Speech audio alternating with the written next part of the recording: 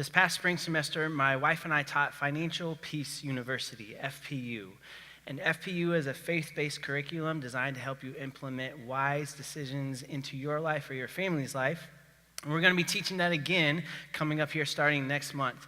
And this is a subject that I'm wildly passionate about. I love talking about money. And it doesn't matter if your credit card is out of control, your debt, you have no idea how to manage a budget, or if you're saying, hey, I want to make sure I'm retiring well and setting up my kids for success in the future.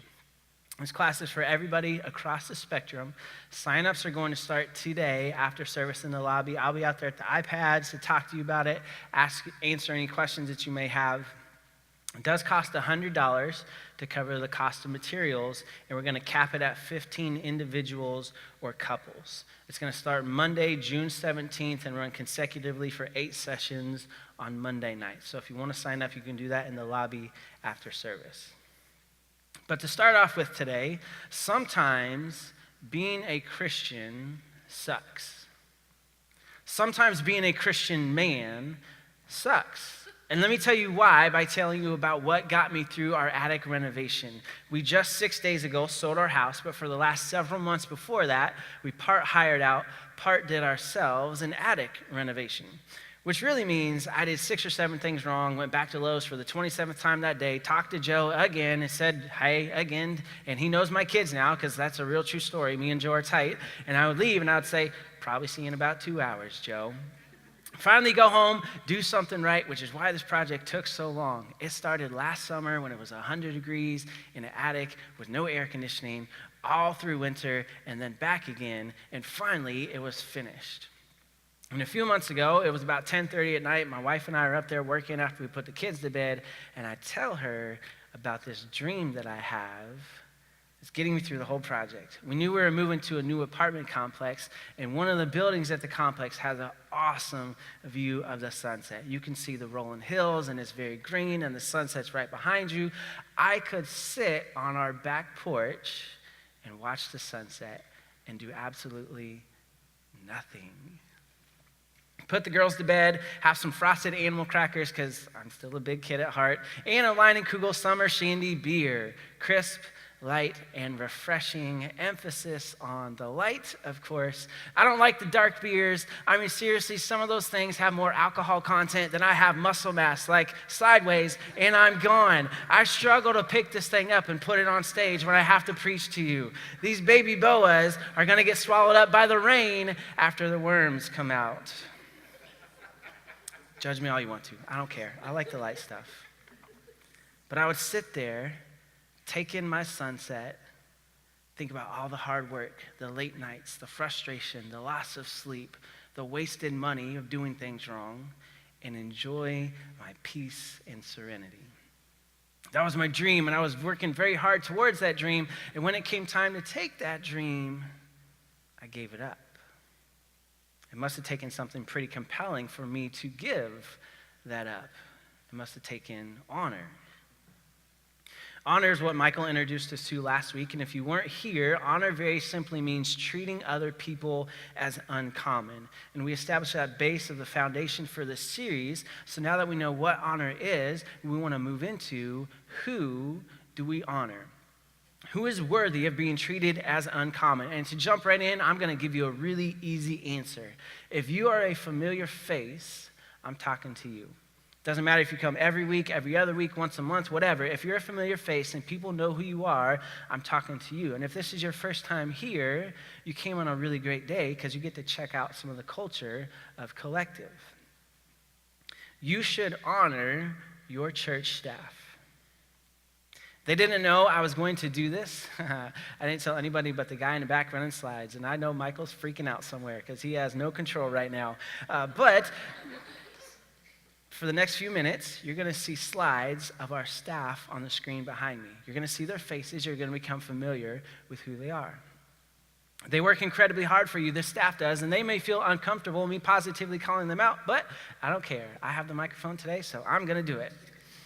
And let me just say, I've been friends with Michael for 15 years. My wife, Rachel, and I were the 5th and 6th members of this church. We were here when this was just a prayer and a dream in a living room with 6 people. We ran the connections team for several months. Now my wife is in charge of the finance team. I am a small group leader. I'm also on our leadership calls. We know intimately the details and the work of this church. Your church staff have meetings in the evening because that's most convenient for us. But that comes at the expense of their family time. Your church staff are underpaid. Dave Ramsey, the big author and voice behind the financial peace class that we teach, he says it best when he says, church staff today are vastly underpaid. This means they don't go to nice dinners as much as they want to. They don't take vacations at all or take the vacations they wish that they could take. When they buy a house, it becomes a really hard, stressful process because of financial constraints. And just honestly, here at Collective, it's roughly a 50-50 split between full-time and part-time with our staff because we don't have enough money to pay people a full-time salary and benefits that they deserve. Beyond the money, they're mentally exhausted and physically tired. Try writing a sermon virtually every week and preaching that sermon while also leading a growing team. Or go hang out with 50 kids for a few hours. Tell me how you feel at 1:30 this afternoon. Be in charge of all the details outside in the parking lot and inside. We personally did that job and can speak to how hard that is. And maybe you're like, okay, I get it. Their job's hard. Check. Got it. Do something nice for them. Cool. So when we honor our church staff, we want to do it in a way that is helpful and breathes life rather than taking away. So here's a few suggestions of what not to do and a few suggestions of what to do. Do not offer to babysit their kids. No offense, but if I don't know you, I'm not leaving my kids with you. Don't offer to have them over to your house for dinner unless you regularly do so. And you may think like, wait a minute, what? Like, that's the American thing to do. You have people over for a nice meal and you talk and you get to know each other. But if they lead and go to small groups, if they spend time investing in their teams and their separate environments throughout the week, go on hospital visits and generally care for people who are in need, usually nights and weekends, another night on, even if it means a really nice meal, could just add to the exhaustion that they have. I know our family for half of the summer, when you're supposed to have some downtime and take a breather, half of the summer, every Monday, Tuesday, and Thursday night is already booked. And if you asked me if I wanted another busy night or some time with our fam bam at our house, well, that's a really easy decision. Offer to hire somebody that they know and trust with their kids. Say, hey, I want you to have a nice night out, do something, you plan the details, let me know the day, I'll pick up the tab, and I'll pay for the babysitting for a few hours. Ask if you can bring them dinner. What kind of meals do they enjoy? Come find me in the lobby afterwards if you don't know. I know our staff pretty well. If I can't answer a question, I can tell you really quickly who they trust with their kids and what kind of food they like. Ask if there is a class, a dance class, a gymnastics class, maybe a sport that you can pay for the kids to be in over the summer. If you are meeting with them for coffee or lunch, try to do it during the day rather than on nights and weekends, and don't offer to pay, simply just grab the bill and pay for it. Then there's not this awkward, you, me, who's doing this? Just grab it and don't even let that go to chance. You treat them. If you have no idea what to do, go up to them and say this. Say, hey, I want to do something nice for you, but I don't really know you, so here's the amount of money I was looking to spend. Why don't you talk about it and let me know how I can best spend that and serve you? That way it doesn't matter if it's $2 for a favorite candy bar. I've been there to where that's all I could afford for somebody. Or it's $100 for a nice night out or a good time together. The honor is what matters. So honor your church staff.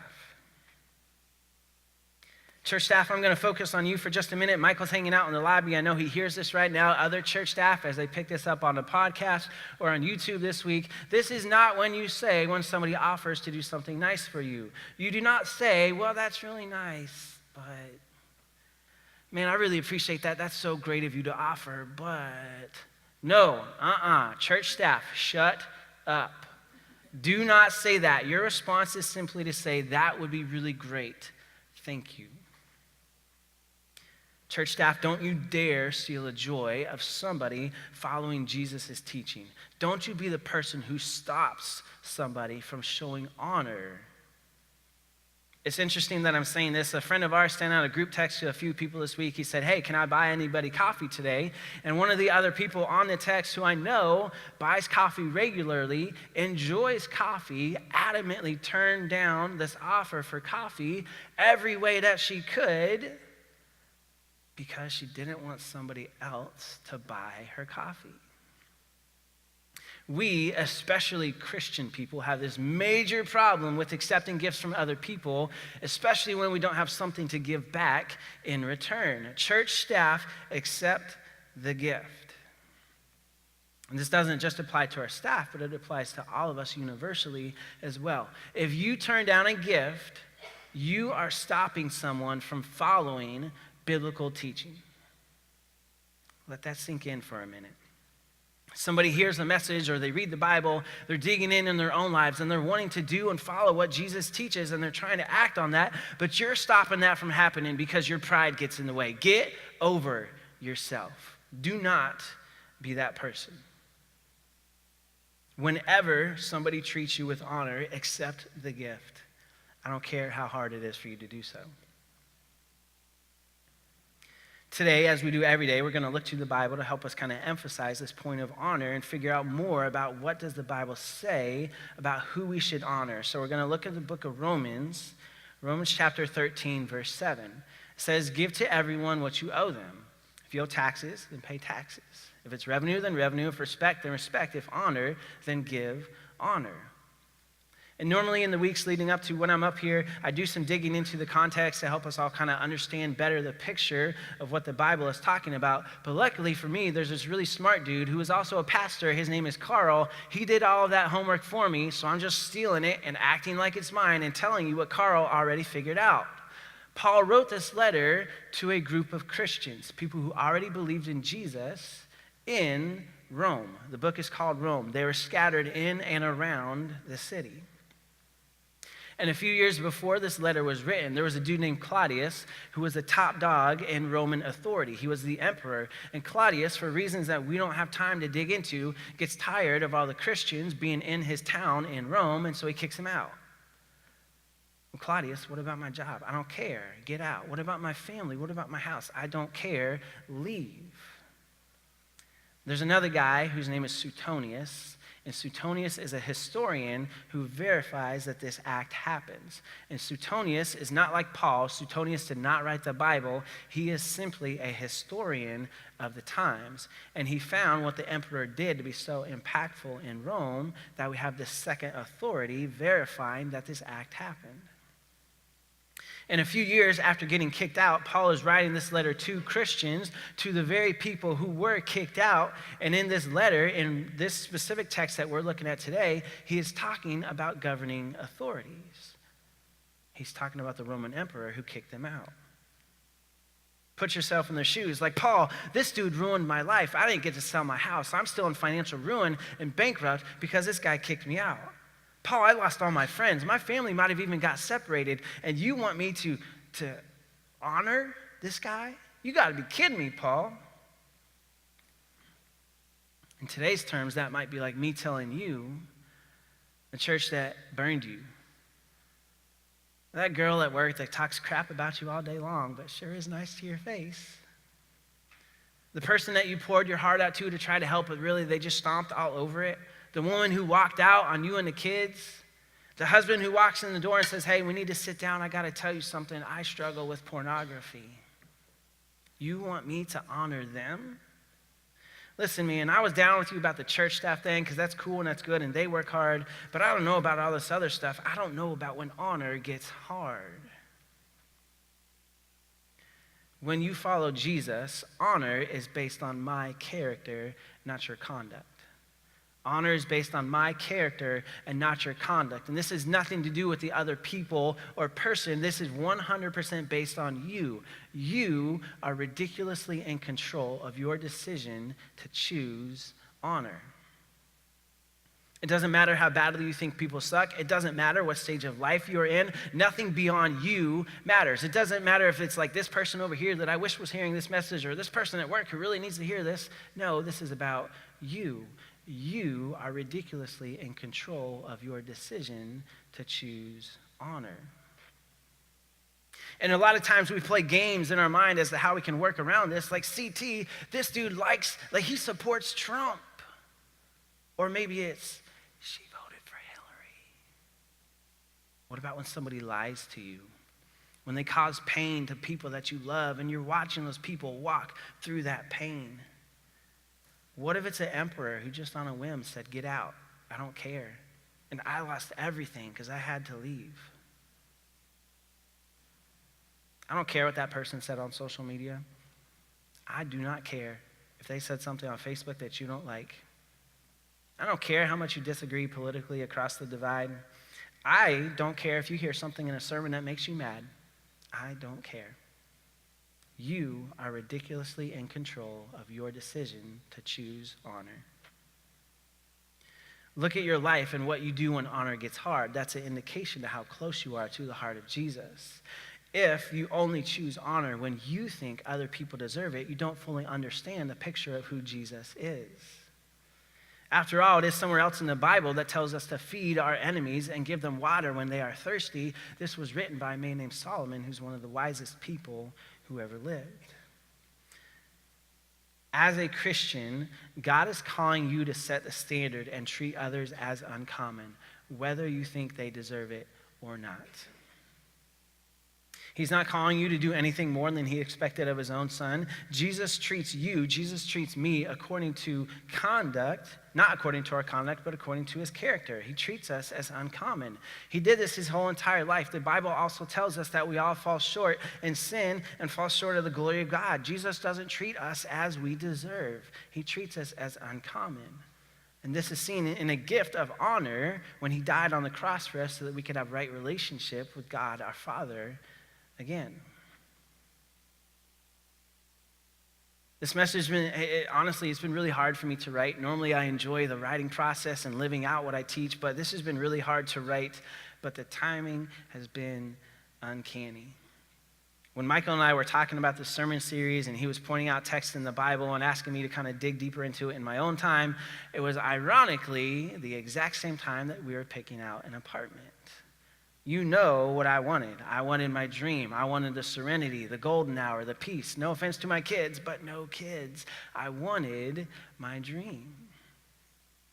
Rachel wanted something on the other side of the complex with no view, but it had a room that could be a playroom for our girls. Came down to virtually the exact price. So price was out the window. And at first I was like, dang it, Michael, couldn't we have just had this conversation a week later so I could have picked my apartment in peace? But I had a decision to make. I was going to choose honor regardless, but I was going to choose it for myself, or I was going to choose it for my wife and my two girls. I wish I could tell you I lovingly chose my family and it was all smiles and a great conversation and carefree, but sometimes being a Christian man sucks, and I don't like it. I knew what the right decision was, but I fought it every way in my head to figure out how can I work around this so I can get what I want. And maybe we're starting to identify now because you're starting to clue into what this looks like in your life as well.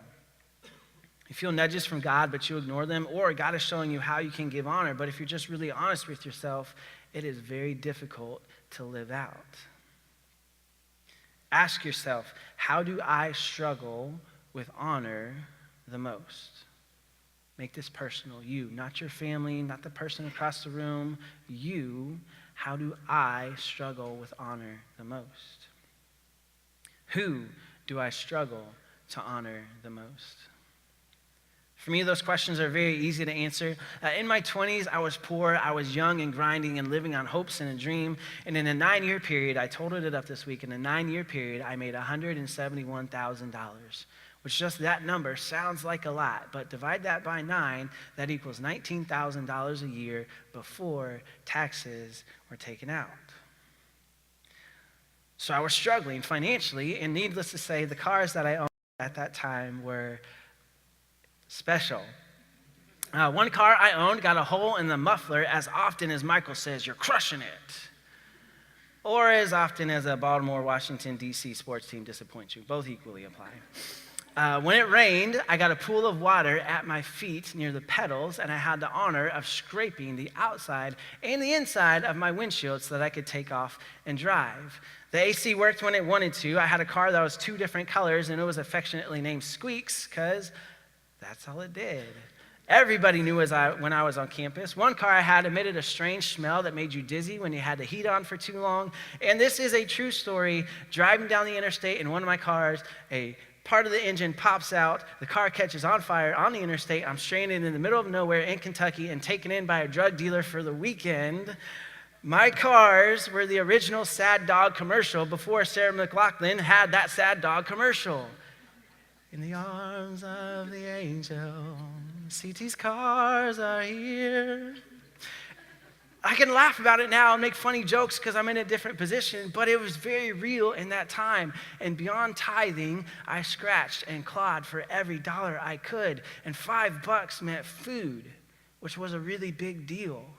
And a lot of a paycheck meant rent, which was a really big deal. So still to this day, financially, I approach life like this. And I struggle to give. What I struggle with the most is being generous and treating others with my money. This is one of the reasons why I want to teach FPU, because I know God calls us to give and to do it as a cheerful and joyful giver, and I struggle with this. Maybe you understand what it means for money to be really tight, but maybe you got a lot of free time. How much YouTube do you watch? Video games do you play?